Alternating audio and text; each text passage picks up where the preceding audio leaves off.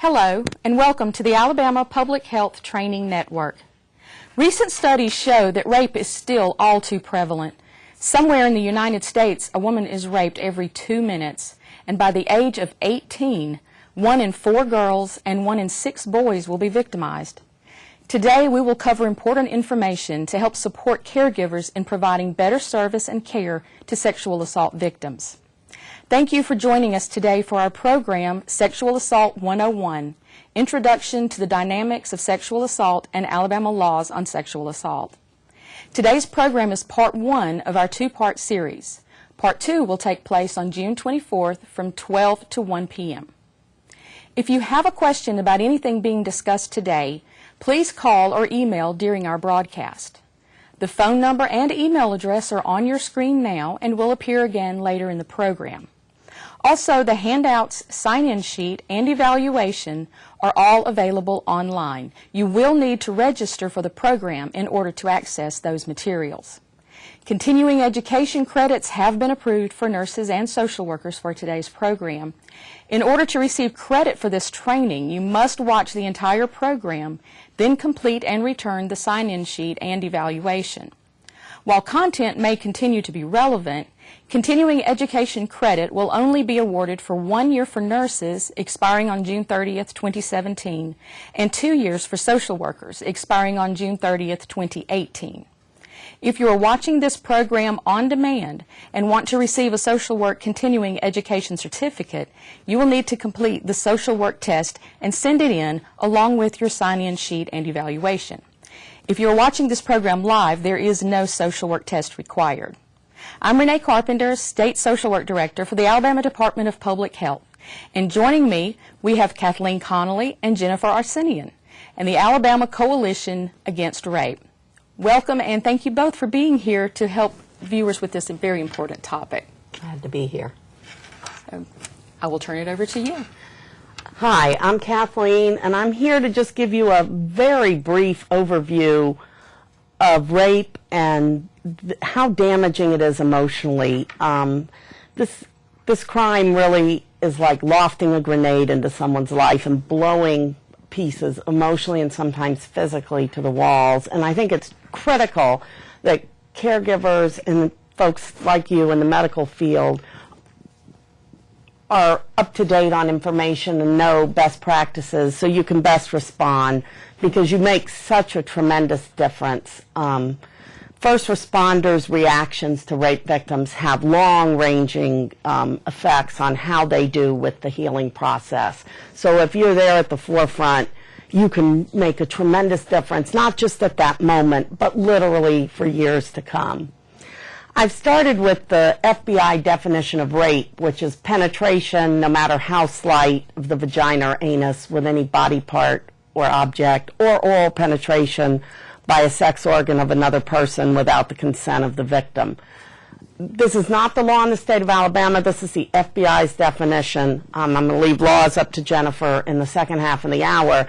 The reason I have that up there and the reason I wanted to start with that is this is a fairly new, just in the last few years, definition, and it is much broader than what the definition of rape that was used by the FBI previously was.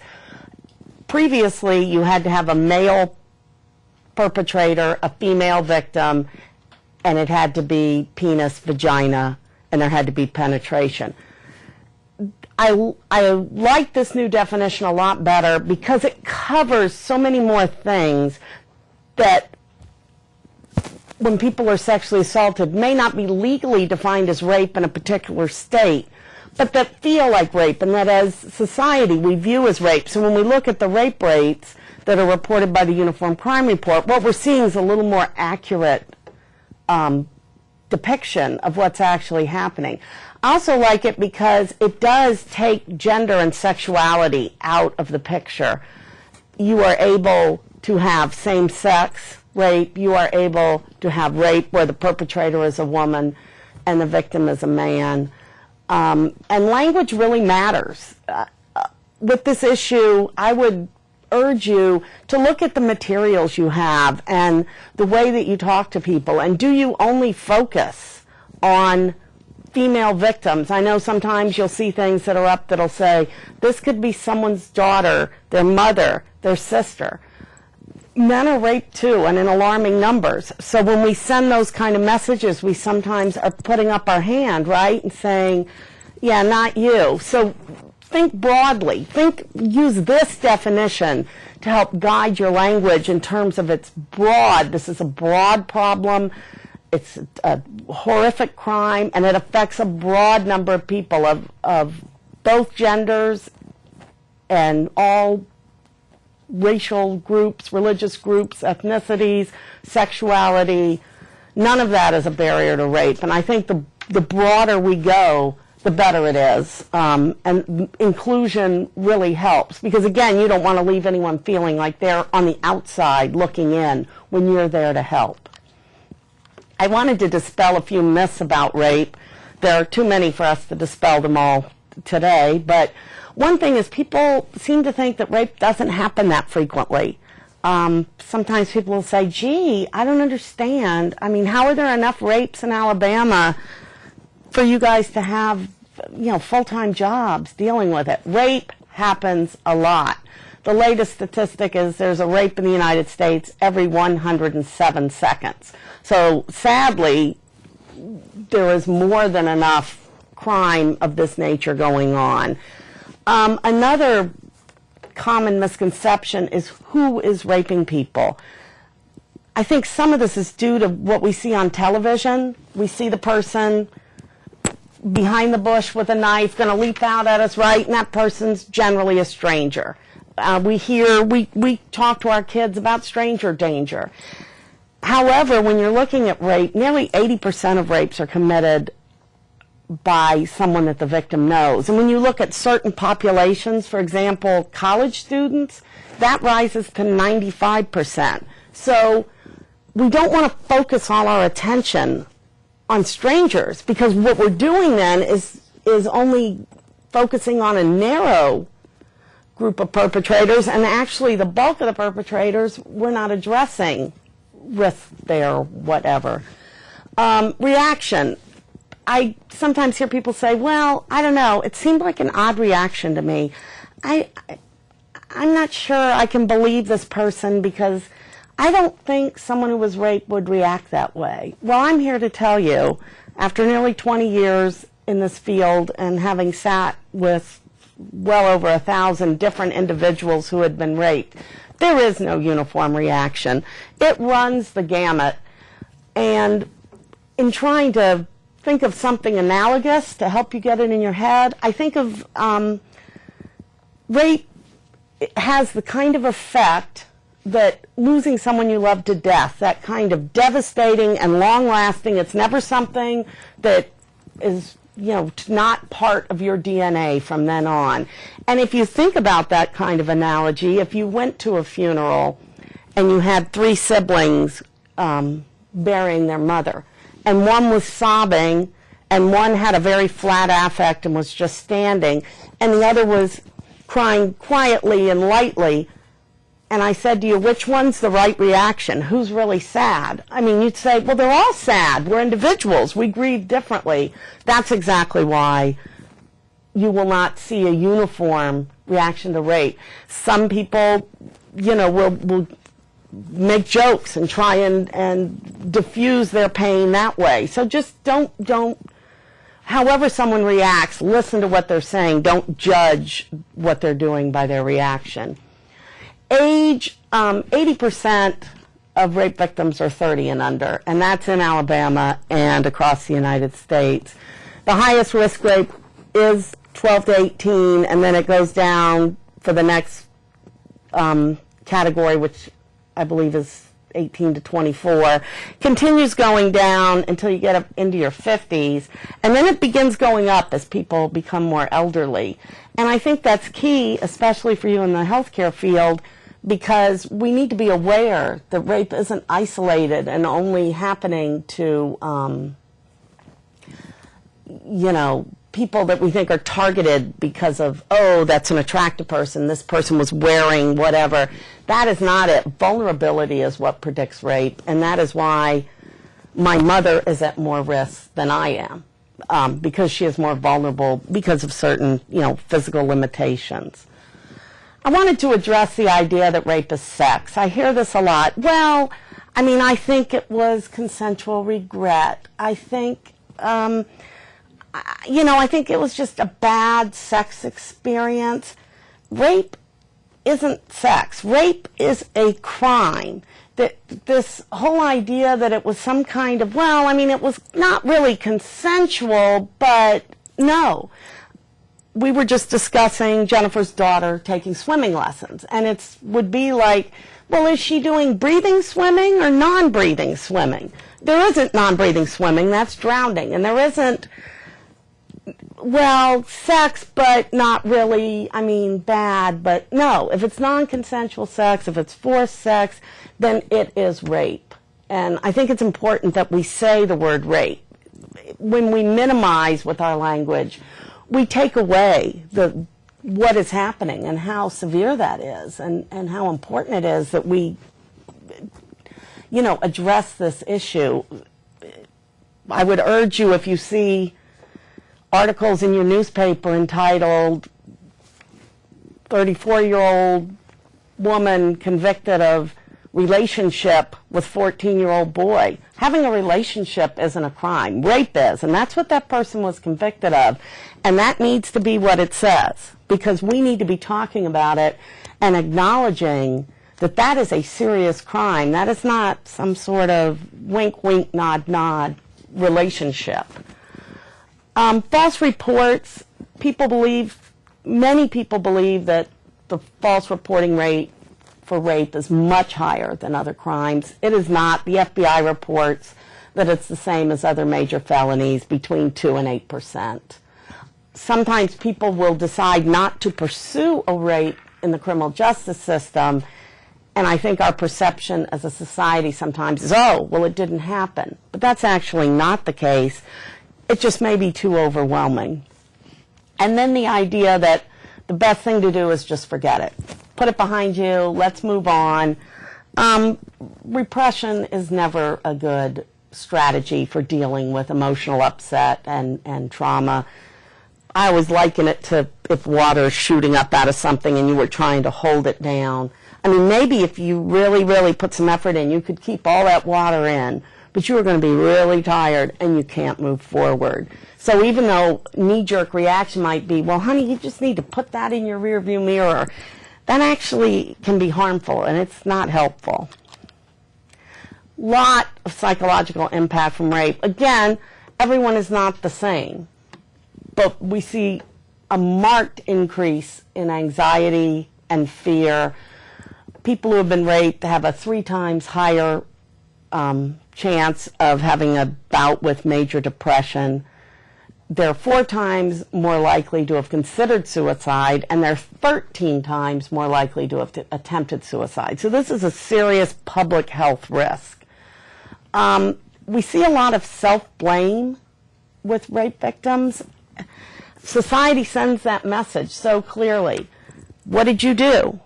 Why were you there? What were you wearing? That unfortunately many people in our society have internalized that. So they begin saying, what did I do? How could I have stopped that? Reassuring people that it's not their fault is really, really important. Hypervigilance, that exaggerated startle reflex that people can have, that can often be markedly impacted by rape in a negative way. Flashbacks, both during the day and in the form of nightmares, which of course nightmares lead to lack of sleep, and we all know that lack of sleep brings with it a host of mental and physical health issues.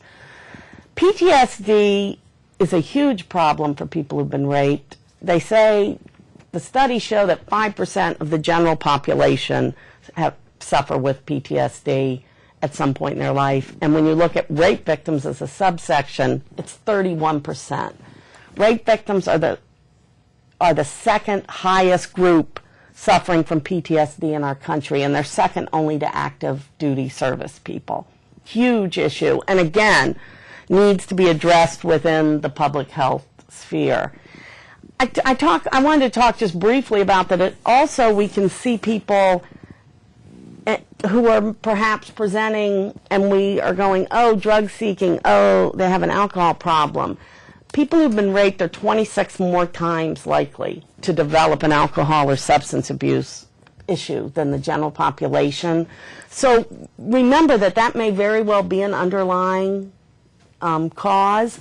And when working with someone with a substance or alcohol abuse issue, getting to the, are you self-medicating to mask pain? Because if you don't deal with that underlying problem, your chances of succeeding with any kind of clean and sober program for any kind of substance abuse is very, very low because you have that underneath still there pushing. I wanted to briefly say that we do see victims, survivors of rape, no matter when the rape happened, at our 16-member centers. And trauma happens at the time of the rape, but crises can happen at any time after. We try to look at everything through the lens of victim-centered, trauma-informed care. And it's relatively new language. I'm sure you all use it in other ways.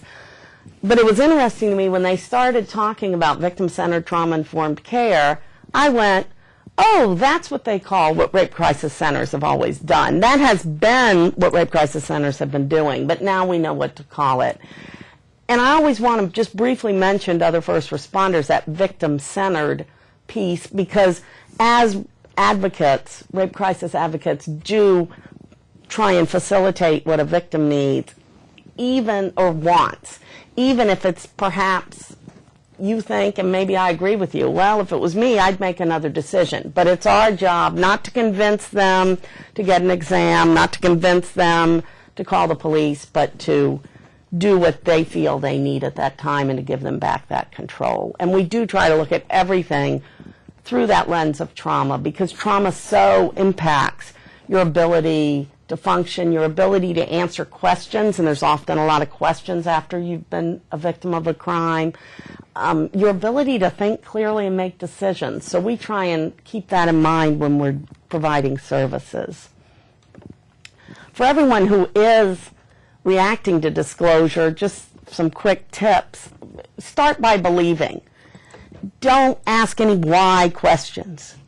Just listen. And I know sometimes it's hard and you have a lot of paperwork, but doing this while you're telling me your story, that's no good. Really be focused, be open and receptive, and listen and let the person tell you. Make sure and tell people this was not their fault. Again, we see so much self-blame that it's critical that people who are responding early or even late tell that person, re-emphasize it. You cannot say it enough. This was not your fault. Because you're in the medical field, you are going to want to determine when the sexual assault took place, because a forensic medical exam for evidence collection can only be done up to 72 hours. Please ask if they would like to speak with a rape crisis advocate. We have rape crisis advocates across the state. We have materials at all the health departments, and I know rape crisis advocates would love to come and help and bring their specialized knowledge and, of course, provide some follow-up information. And that's not just in the immediate aftermath. That No. can be years down the road. Years, again, anytime there's a crisis. It doesn't have to be at the time of a trauma. And you will sometimes have people come in who it takes a while to realize, oh, okay, what's precipitating this crisis, it didn't happen within 72 hours. It didn't happen within 72 weeks. I know just one quick thing that sometimes triggers a crisis is when someone has a child and that child becomes the age that they were when they were sexually abused or assaulted. That can be a huge trigger, and the person is totally in crisis. Yes, and they may be reaching out, and they absolutely need and are entitled to rape crisis services. And, you know, we want to provide that. Again, you want to be verbally restating. I put using victims' language just to remind you that when people are traumatized and it can be a little hard to think, if somebody seems like they're not understanding, maybe take it out of your medical vernacular and bring it down a little to layman's terms. You want to make sure you're actually communicating. You want to let them get their feelings out and finish. It can be really uncomfortable when there's dead air, right? If I just stop talking, how long is it going to be before you start talking? That's a horrible We feeling. want to fill in the gap. I think we all do that, but really fight that impulse, because this can be something that needs to come out almost in fits and starts, because it's excruciating. Thinking about it is painful. Talking about it is painful. So, you know, we want to just let it come out naturally. Be sure your body language is such that you're not,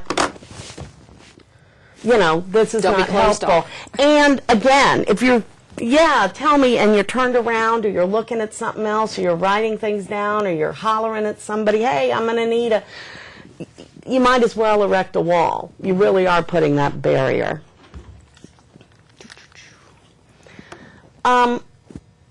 We talked briefly before we started about the reporting rate for rape, and it's much better than it used to be. It used to be, they said, the rate was about 10%, and now the estimate is about 36%. But it is still far and away the most underreported major crime. And there's a lot of reasons for that, and just really quickly, that fear of not being believed. Like, you're going to tell this horrible thing, this crime that happened to you, and people are going to go, nah, I don't buy it. Or, what'd you do? That's terrifying.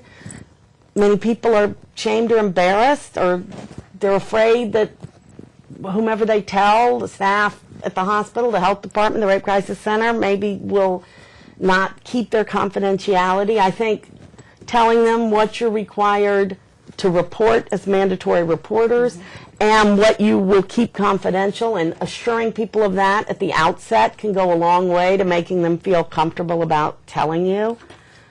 Oh, I'm going to skip that part.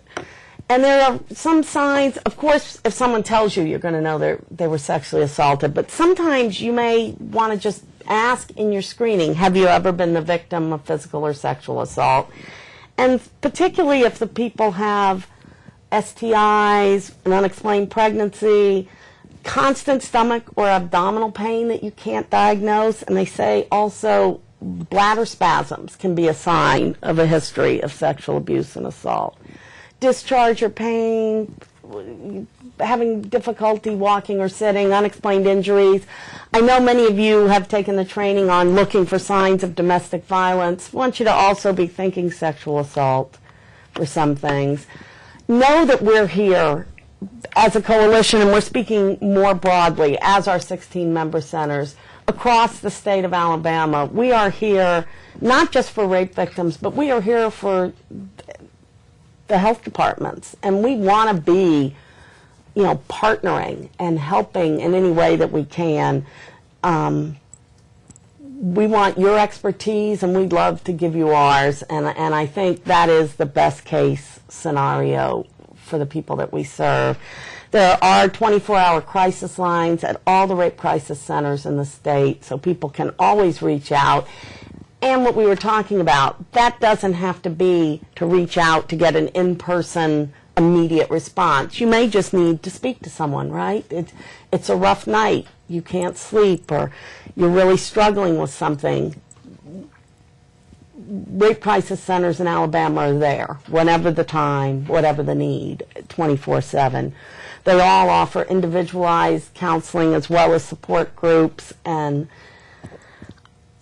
I really think with rape, you can either get counseling now when it happens, you can get counseling later, but it's one of those issues that very few people are able to process and heal from without getting professional assistance in mental health care. So are all 67 counties covered by a rape crisis center? We have 5 that are not, but the coalition has, you know, backup plans to cover. There's not a rape crisis center that specifically serves those areas, but we do get services to them when they are needed. The medical accompaniment, generally that is an advocate coming when a forensic exam is being done.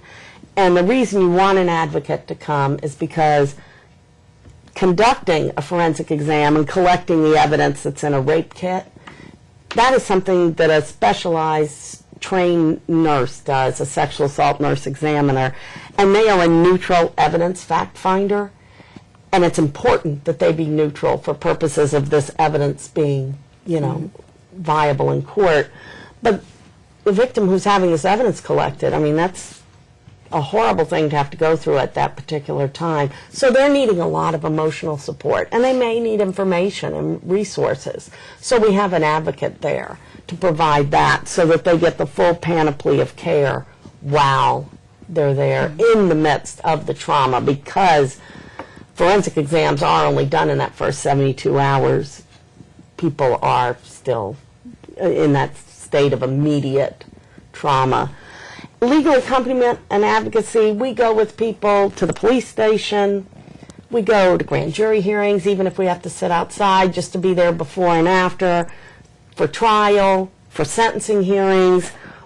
We have people from the coalition who come down and testify at parole hearings, the whole gamut, because that can be extremely difficult. The criminal justice system can feel overwhelming at the best of times. And so, again, we're there to provide that emotional support, and we do try to provide the full continuum of care. So it's far more than just counseling then? It is. There's an element of counseling, I think, in all of it, because you are there doing crisis counseling, whether you're a counselor or not, helping the person process, etc., whether you're their advocate at a forensic exam or at the courtroom. But it isn't just one-on-one with a counselor. It is so much more comprehensive than that. And people often have other needs. Sometimes people lose their job after a rape because they can't go to work for several days, and they end up so then they have perhaps fiscal problems that need help.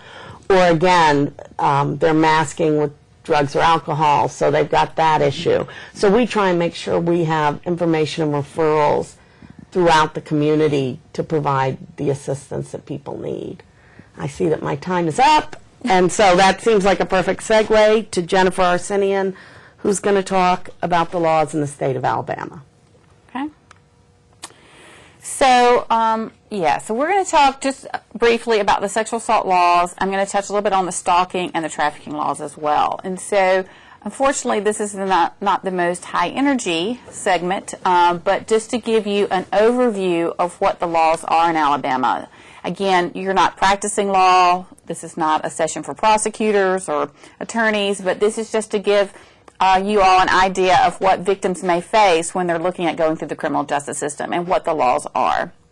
So this presentation, obviously, I'm not giving legal advice. This is for educational purposes. Any legal questions should be referred to local counsel.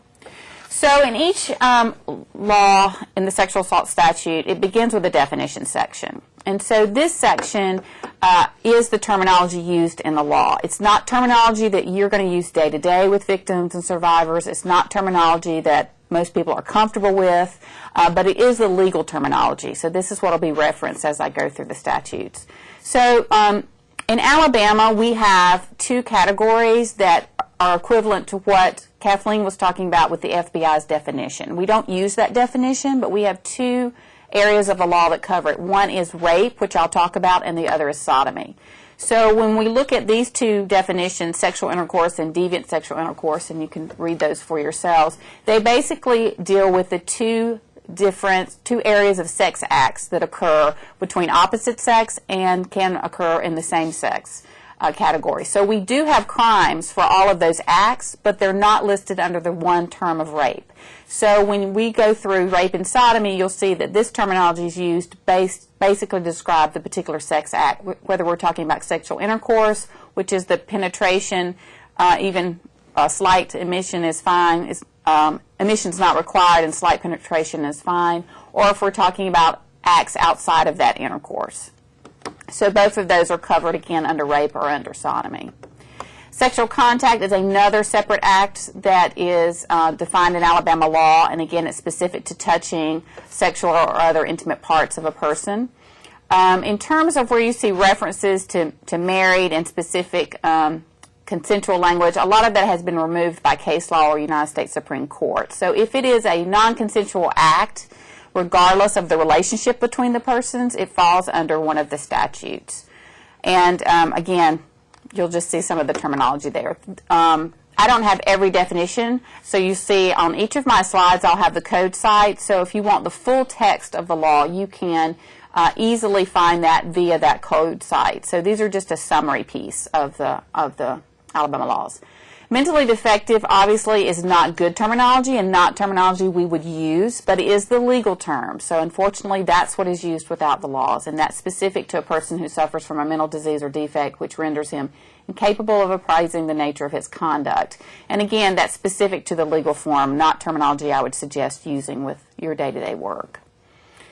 There are three pieces of the law that are critical when you talk about sexual assault laws. So in Alabama, we don't have a legal definition of consent. What we do is we define lack of consent.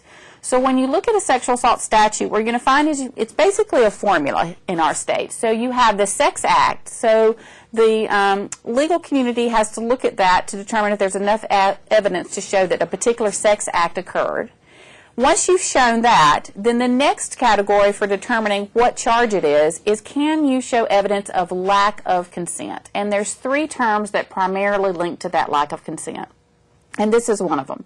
Mentally incapacitated is a term that means a person is rendered temporarily incapable of appraising or controlling his conduct owing to the influence of a narcotic or intoxicating substance administered to him, and him means him or her, without his consent or to any other incapacitating act committed upon him without his consent. So the key terminology there is without consent. So this, often people will think of what used to be called rape drug-based crimes. We now call them drug-facilitated rapes. So in a drug-facilitated rape, you may have someone that is intoxicated and they became intoxicated because a drug was administered to them without their knowledge. And so that's the language that you see here. Physically helpless, again, is another part of that lack of consent. So if a person is unconscious or for any other reason physically unable to communicate unwillingness to an act. So again, that would deem a person under that lack of consent. They're not capable of giving consent because either they were mentally incapacitated or you see here physically helpless. And then we have forcible compulsion. So forcible compulsion in Alabama is defined as physical force that overcomes earnest resistance or a threat, express or implied, that places a person in fear of imminent death or serious physical injury to himself or others. So this level has to do with whether or not there's a threat of force, an element of force. Is there something in the evidence that shows that this person was, again, forced into that act? And again, that can be expressed or implied. So it doesn't necessarily mean that the person had to actively engage in combat in that scenario, but you're looking at some level of force and threat of force. So those are the main areas. So when you look at sex crimes, you're looking at what was the act that was committed, and was there an element of, and again, unfortunate terminology, mental defect, or the other areas of lack of consent, was the person mentally incapacitated, meaning there was some level of intoxication administered to them without their knowledge. Were they physically helpless? So there was a physical condition that you can have evidence of, or was there an element of force under this forcible compulsion? So these are the levels of crimes that we have in Alabama related to sexual assault. Actually, the term sexual assault is not used in the statute, but that's the overall term that we use when we're talking about sex crimes. So we look at rape in the first degree, sexual intercourse with a member of the opposite sex by, again, the terminology we just went over. Can you show an element of force? So you have forcible compulsion. Was the person deemed physically helpless, or was the person mentally incapacitated? And then we have statutory rape, which is based on the ages. And so what happens in terms of looking at whether or not this particular crime can be charged is looking basically at the ages of the people involved. And of course, minors cannot legally give consent to this. So this is where you're looking at the age determination. So if you have any of those factors, you have intercourse, opposite sex, and you have a level of lack of consent specific to the terminology we went over, or you have the age range, so it's statutory, then you have a Class A felony. Rape in the second degree deals with, again, the same act, sexual intercourse with a member of the opposite sex, and it deals with a level of ages here. So again, you have to look at the ages between the perpetrator and the victim. Or a person, again, who has the legal definition referencing a mental defect. And again, that's a Class B felony. So we have rape in the first degree and rape in the second degree. Then the next act that we had, the difference in this crime and rape is the sexual act that has to be proven in the case. So sodomy first degree includes the deviant sexual intercourse, which again goes back to that terminology we went over, the same level of lack of consent. So can you show one of those things? An element of force, an element of physical helplessness, an element of the person being incapacitated, or the age range. So once you have the formula down, you pretty much know Alabama's sexual assault laws because they track the same piece in terms of sex act and lack of consent. This is a Class A felony. So sodomy in the first degree and rape in the first degree are at the same criminal level. They're at the same degree. They're both Class A felonies. But the sex act is different, and so that's where you get in the full definition of the FBI is with those two categories. Before the FBI's definition, when we reported rapes to the UCR, it was just under that rape 1 and rape 2, which meant you were only gathering, as Kathleen said, in the first half, the opposite sex and the sexual intercourse. Now sodomy statutes are included in that reporting as well. Sodomy in the second degree, we'll go a little faster now because the formula is out there for you all. Again, you have the age range, you have the sex act, which is the deviant sexual intercourse, you have the mentally defective piece of that in terms of that category. Again, very unfortunate language, but that's the legal language. And so sodomy in the second degree, as with rape in the second degree, is a Class B felony. Now this is our only misdemeanor particular sexual assault crime, which is actually sexual misconduct. So the difference in this and rape 1 is that in rape 1, it requires those elements of lack of consent, as we talked about. You have to show the forcible compulsion, the mentally incapacitated, or the physically helpless. Here, you don't have to show those elements of lack of consent. You show that intercourse was done without consent under circumstances that do not fall under forcible compulsion, mentally incapacitated, or physically helpless. So if you can't show those elements, that one of those exists, then you may be looking at this sexual assault crime, sexual misconduct, which is actually a misdemeanor crime. In terms of, and again, the sex act can be deviant sexual intercourse or intercourse, and it's a Class A misdemeanor. So it all pivots on whether or not, first you have to show the sex act, which is the same. But if you cannot show one of those legal elements of lack of consent, then you're looking at this Class A misdemeanor potentially instead of the felony. Sexual torture is a Class A felony. Again, this has to do in terms of the act is different. So sexual torture involves an object being used. So that's the difference in this crime and the rape and sodomy crimes. So the act is different, but the lack of consent is the same. So you're still showing the forcible compulsion or physical helpless or mental incapacitation. So it's an or for either of those, but again, you go back to the definition section and you have to see if the evidence shows that one of these three elements exist. And then again, you have the ages. So when they look at statutory crimes, in terms of sexual assault, it goes back to what is legally defined in each of these sections as the age of the defendant and the age of the victim. And again, sexual torture is a Class A felony. Sexual abuse is another crime that has a different act. So we're looking at sexual contact. And again, in the definition section, we define that. Again, that's the touching piece in terms of what the act is, but the lack of consent is the same. Forcible compulsion, physically helpless, mentally incapacitated. So if you have that particular act, you still have to show the level of lack of consent, and if you do so, it's a Class C felony. Sexual abuse in the second degree, very similar to the others, except here you have a little bit difference in terms of your statutory ages. And again, I'm not going to go into those in great detail because you have them in front of you. And it comes down to, again, the prosecutor looking at the ages of the people involved to deem whether or not they can charge this level of crime or a different crime. Sexual abuse in the second degree is a Class A misdemeanor. Now, it can be upgraded if the person commits this crime or subsequent offense of sexual abuse in the second degree within 1 year of another sexual offense. So again, this is a repetitive enhancement. So if there's another charge within that terminology in terms of that particular defendant, then it can be a Class C felony. So we call those enhancements. So there's a level of upgrade for repeated offense.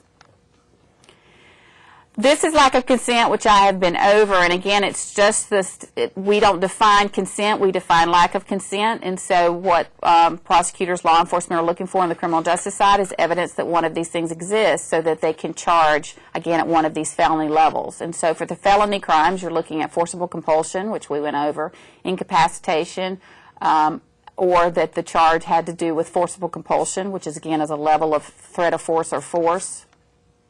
Or there's particular age range. And then there's the mentally defective definition that's used throughout the statutory language.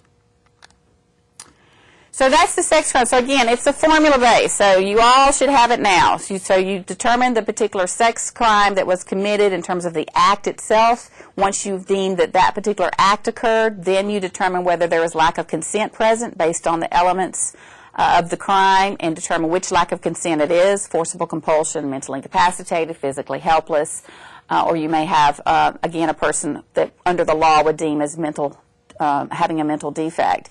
And all of those determine whether or not you're going to have a felony crime, A or B, whether you might have a C felony if it's sexual contact, or whether you might be in a misdemeanor level. So that's how we determine what is charged in terms of the particular act and what evidence is available. Now I'm going to talk very briefly about a couple of other crimes that are associated with sexual assault, and one of those is stalking.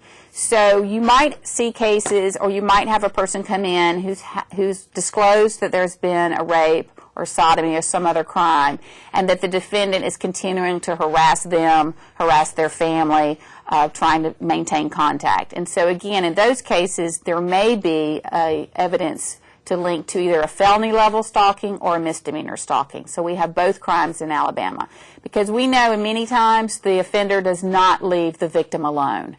As Kathleen said, most of these cases involve a person that the victim knew in their life. It may or may not be an intimate partner. It may be an acquaintance, someone they went to class with, someone they hung out with, someone they thought of as a friend or neighbor or family friend. And so that person may still have a link in their life, or may try to continue to have contact with them to intimidate them not to proceed with the criminal justice system, to continue to harass them so that they won't further disclose the crime, or to normalize it, where they may send text messages or phone calls saying, I had such a good time last night. This type of attempt to normalize their behavior so that the victim will not see that as a crime, or so that they can groom that victim for another sexual assault. So again, this contact after the crime is not unusual, and if that contact continues, it may lead to another crime that can be charged, which could be stalking. So intentionally or repeatedly following, harassing another person, making a threat, either express or imply, with the intent to place that person in fear. You don't have to show that person was in actual fear, but you have to show that the act that took place, the purpose of it was to put that person in fear. So that can be hard to show to people. If I was sexually assaulted by someone and they sent me flowers the next day, so how do I convey that in a criminal justice setting as something that would impose fear upon me? Because the act of sending flowers does not seem like a threatening act, but in the context of what occurred, obviously that could be meant as an intimidating gesture or threatening gesture. So this can be a difficult crime, but it's important to know that it exists. So the crime of stalking in the first degree is a Class C felony in Alabama. We do have a misdemeanor crime. This is a relatively new crime. It's just been a couple of years now, 2 or 3 years, that it was passed, because with stalking, as I gave with the scenario of sending flowers, the type of acts that an offender engages in may be difficult to show that the purpose of those acts was to instill fear. So it can be a difficult crime. So in some cases, again, this level of harassment is very harming for victims and very intimidating. So the legislature several years ago passed this particular act, 30-690.1, which is actually a misdemeanor level of stalking. So a person who, acting with improper purpose, intentionally or repeatedly follows, harasses, telephones, or initiates communication verbally, electronically, or otherwise. So again, engaging in some level of contact with another person or any member of that person's immediate family or any third party with whom the other person is acquainted. So it can be the particular victim that they're targeting, or a person kind of within their sphere of influence, their family or friends that they're targeting. Because again, trying to harass that person, intimidate that person, maintain contact when it's not wanted. And it causes material harm to the mental or emotional health of the other person, or causes such a person to reasonably fear that his or her employment, business, or career is threatened. So if you think in those situations where you might have a person, again, who's been sexually assaulted, now the offender is trying to maintain contact with them, that may be causing them to miss work, it may be causing them to miss days at school, miss classes, it may be causing them to seek out counseling for anxiety and all of those other things that we heard. This just adds to that layer, again, of the psychological impact that the victim may be having to deal with. It may cause them, again, to seek out prescription drugs. So in terms of showing material harm, these may be elements that can be pointed to where we can show that this is having a very negative material and emotional harm on this person. Again, what if this person is driving by their work, telephoning their work, harassing them in that level, not threatening specifically, but trying to maintain that contact, and so they're concerned about whether it's work study on a campus or some other type of job, that this may pose a potential threat to them in their employment. So if you can show some of those things, again, that's what this section is referring to. And then the perpetrator was previously informed to cease the conduct. So this might mean that the victim, again, had a witness to where they told the person to leave them alone. They might have a no trespass from an apartment complex or on campus administrative order that says they're not supposed to come within so many feet. So there may be various forms to show that this person was told to cease the conduct. And so that's what that section is referring to. So if those things line up, if this type of unwanted contact is happening, that the person is that's having an impact on them, and that the person has been told to cease the conduct, if all those things line up, then they may seek a, I don't have the crime there, they may seek this crime, which is stalking, and this is a Class B misdemeanor. So it's not, a felony crime. Some people say, oh, I'm not going to seek that because it's a misdemeanor. But again, if someone's harassing you, this is the level to go to get some action from the court that's telling that person to cease that conduct, and there will be some penalties for that. And again, if that conduct repeats itself over and over, you may be looking at a felony level in terms of stalking. So that's how those crimes are associated with one another.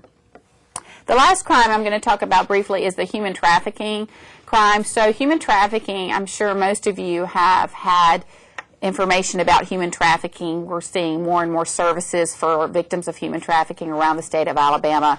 And so several years ago, Alabama legislature passed a human trafficking statute. There's also federal law for human trafficking. So you may be working with people who have been victims of this crime, and again, this can involve the U.S. Attorney's Office because it might be at a federal level, or it can involve the District Attorney's Office because it's a state level. So this crime deals with a person who's knowingly subjects another person to labor servitude or sexual servitude through use of coercion or deception. So again, this can be minors, adults, this can be women, this can be men, where they may be told they're going to be doing some form of work, and that work turns out to be something completely different. And their identification may be withheld. They may be, again, threatened with all sorts of responses in terms of, I'm going to tell the police about your activity, those type of things.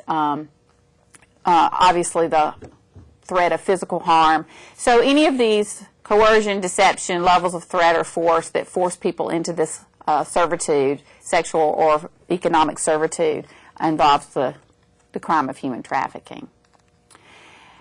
This is human trafficking in the first degree, and 2 is he or she knowingly obtains, recruits, entices, solicits, induces. We have all this terminology there, basically getting involved in the purpose of bringing a minor in to conduct trafficking activities, whether they be economic-based or sexual servitude.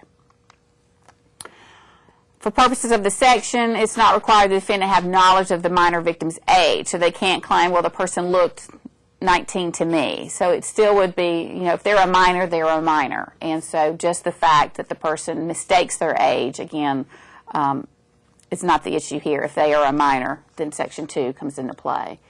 So if either of those things happen, the person's guilty of the crime of oh, you know what? My 2 slides got switched around. Sorry about that. This is the stalking piece. So just put that with the stalking one I talked about. So this is the Class B misdemeanor for stalking. And let me just add, since it's up here, if the stalking B misdemeanor has happened, and in doing so the person violates a court order, then it can be a Class C felony. So sorry about that disjointed piece. My slide got out of sync there. So human trafficking, again, it's a Class A felony and involves a person who, by deception or coercion, puts a person in a situation where they're involved in the economic servitude. That's where they're not paid for their work, labor servitude, or sexual servitude. So any kind of sexual activity that they're forced into doing. And then, of course, involves minors and anyone who is involved in enticing, attracting, arranging, that level of having minors come in to conduct those type of activities. And then the corporation or legal entity. So if there's actually a business that is involved in this and involved in these elements of this crime and knows about that and as part of the course of the duty of that, being part of that business and is involved in the human trafficking or allowing for that human trafficking to occur, they also can be liable under the law.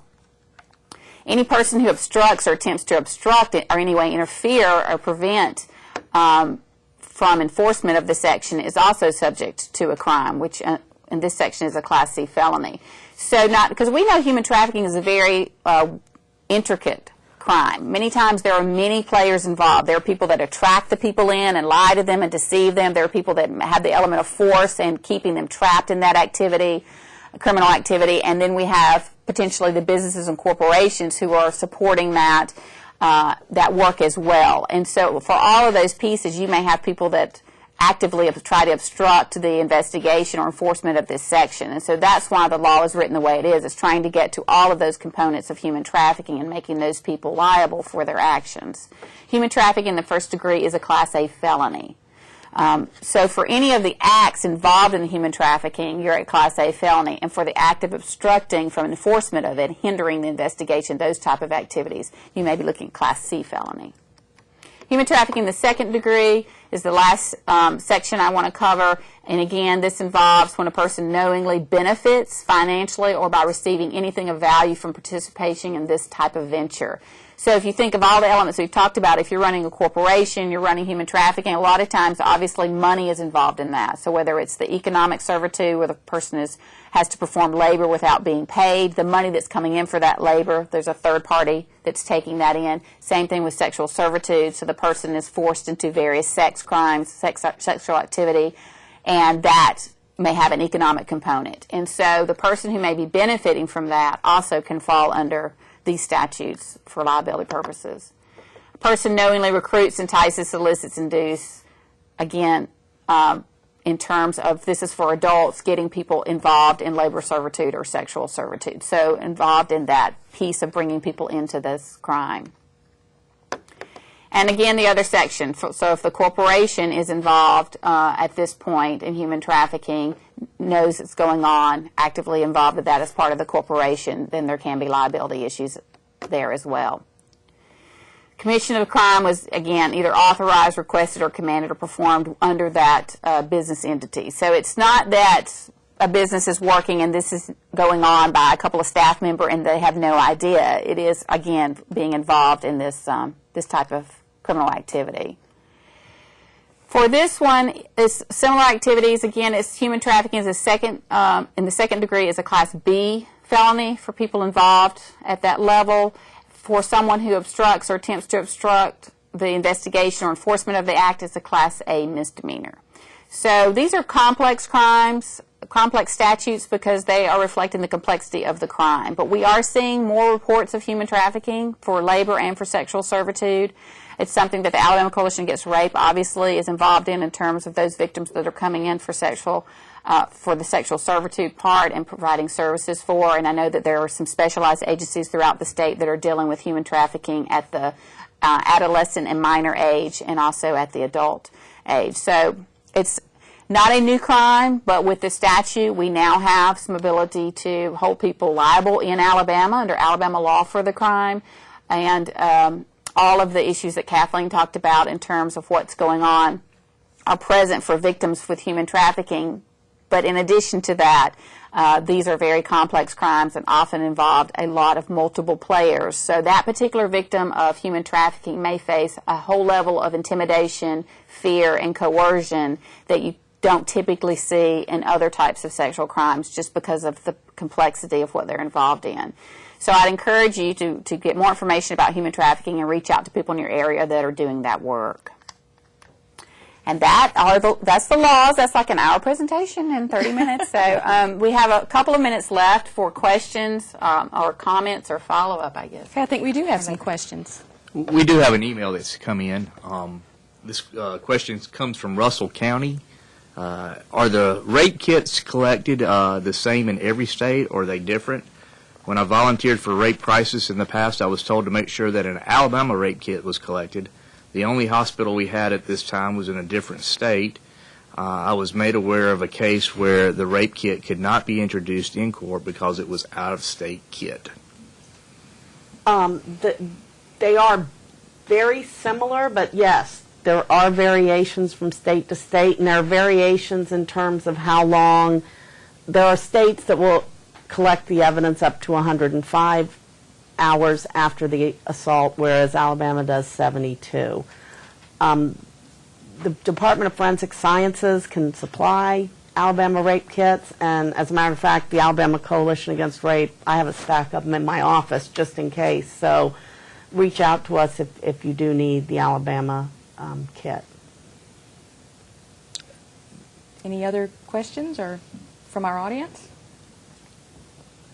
Okay, well, I want to thank both of you for being with us today. This is not an easy subject to talk about, but it's a very important one. And I also want to remind our viewers that part 2 of this series will be aired next Friday, June 24th, from noon until 1 o'clock. So until then, take care.